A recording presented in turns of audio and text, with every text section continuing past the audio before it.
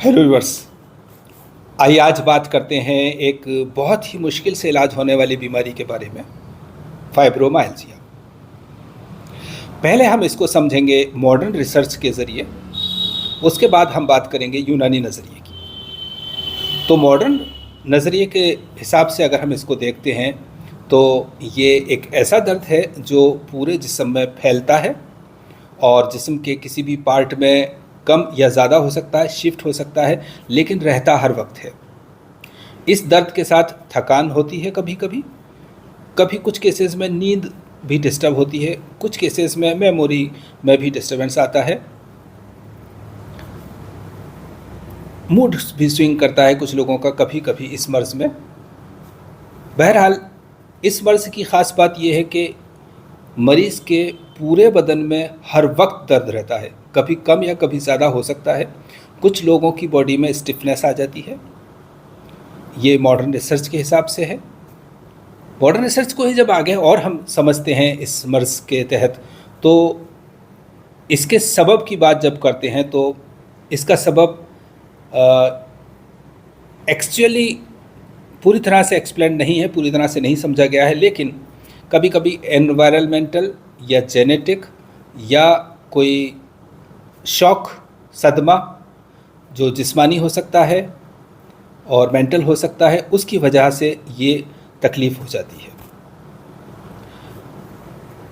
इलाज की बात करें तो इलाज मॉडर्न में इसका एज ए होल जो एक ट्रीटमेंट रेजिमेंट होता है वो नहीं है। सिम्प्टोमेटिक तरीके से इसको ट्रीट किया जाता है और उससे फ़िलहाल हमें मतलब नहीं है। हम इलाज की यूनानी सिस्टम से बात करेंगे, लेकिन चूँकि मॉडर्न रिसर्च में ये ज़्यादा अच्छी तरह से समझा जा सकता है, एक्सप्लेन किया जा सकता है, इसीलिए हम पहले इसको उस तरह से समझ रहे हैं।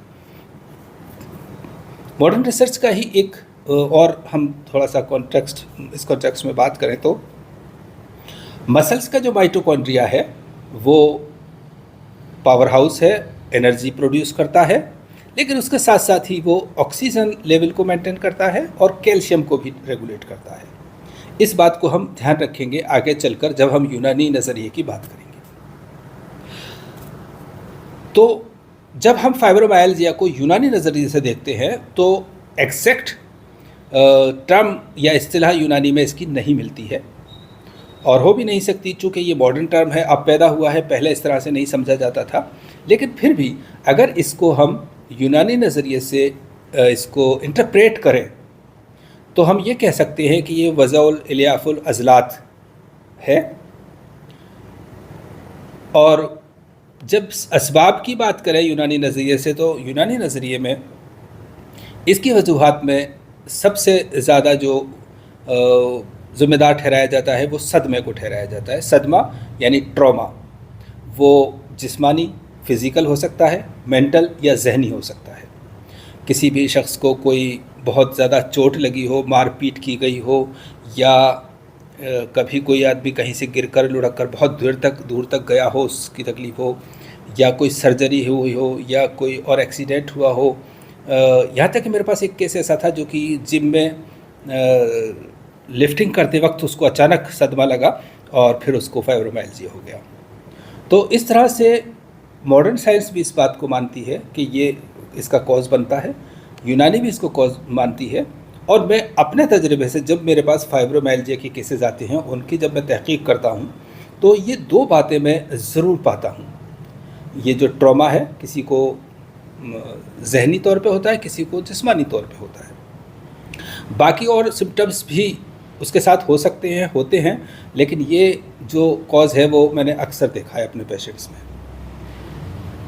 अब हम जब इसको यूनानी नज़रिए से समझ लेते हैं तो आपने देखा होगा कि आप हमेशा जब इलाज की बात करते हैं तो ये कहते हैं कि सब इलाज बलगमी मर्ज़ का इलाज, सफरावी मर्ज़ का इलाज, या दमवी या सौदावी मर्ज़ का इलाज यानी खिल्त का, ठीक है।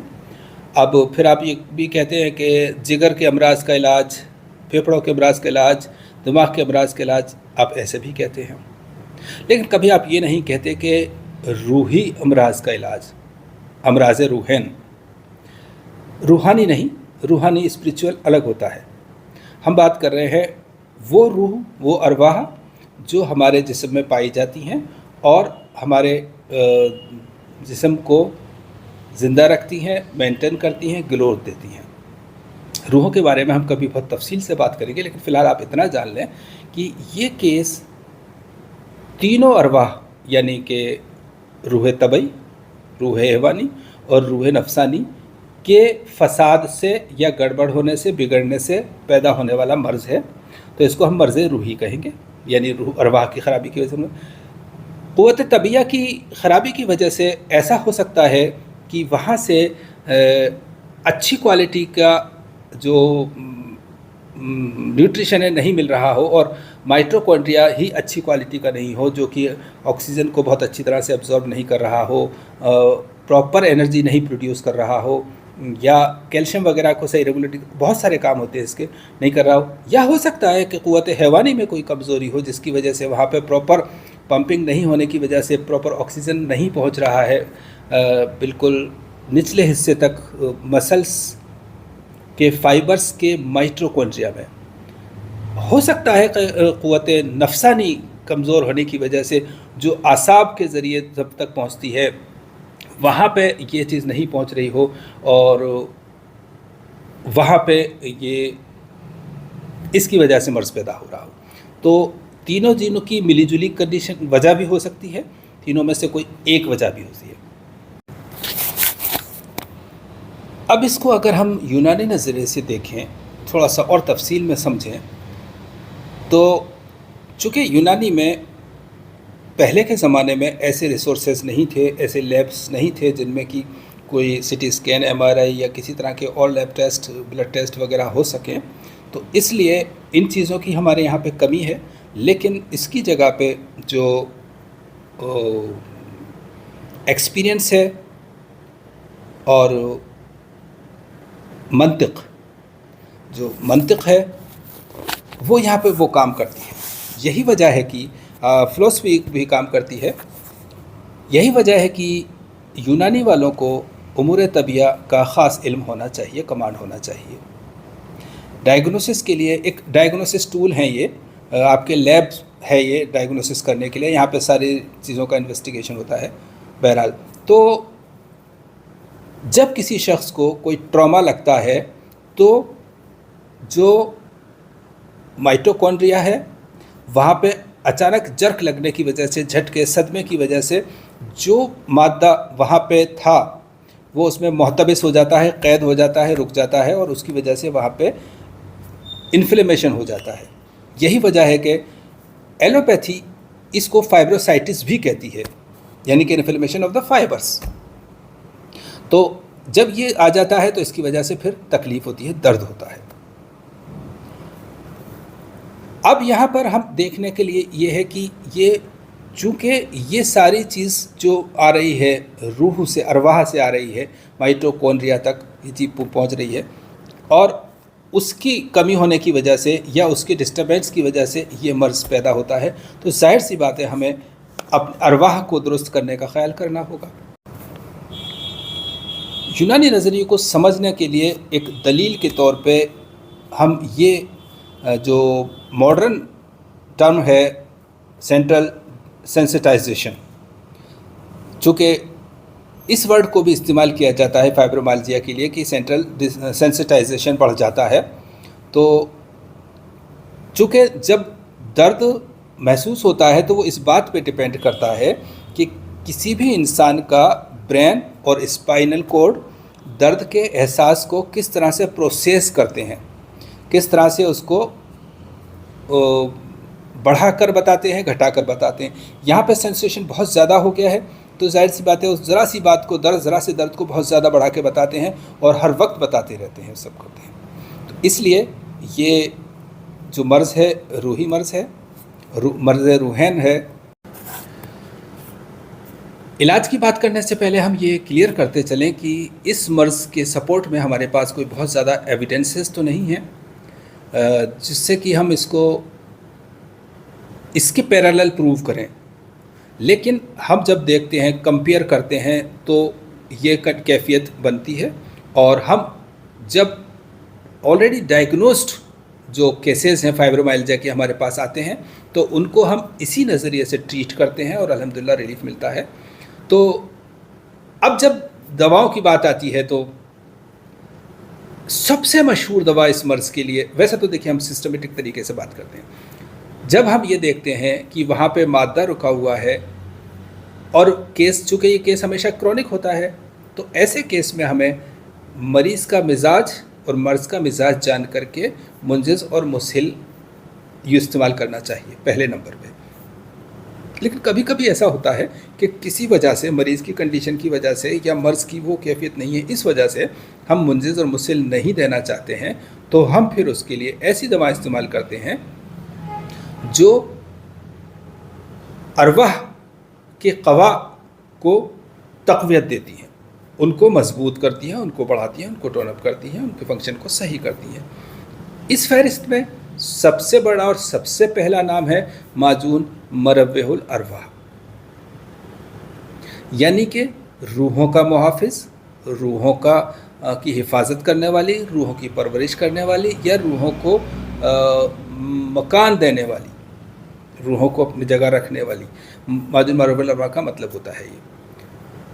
लेकिन इस माजून को मैं ये देखता हूँ कि आज के दौर में आज के लोग इस्तेमाल ही नहीं करते हैं। इसका प्रॉपर इस्तेमाल समझना ज़रा सा मुश्किल है, यही वजह है शायद, और इसका नुस्खा भी बहुत बड़ा है, एक ये वजह भी है। लेकिन तमाम रूहों को हिफाजत करने के लिए, उनको ताकत देने के लिए, उनको रेगुलेट करने के लिए ये माजून सबसे अच्छी माजून है।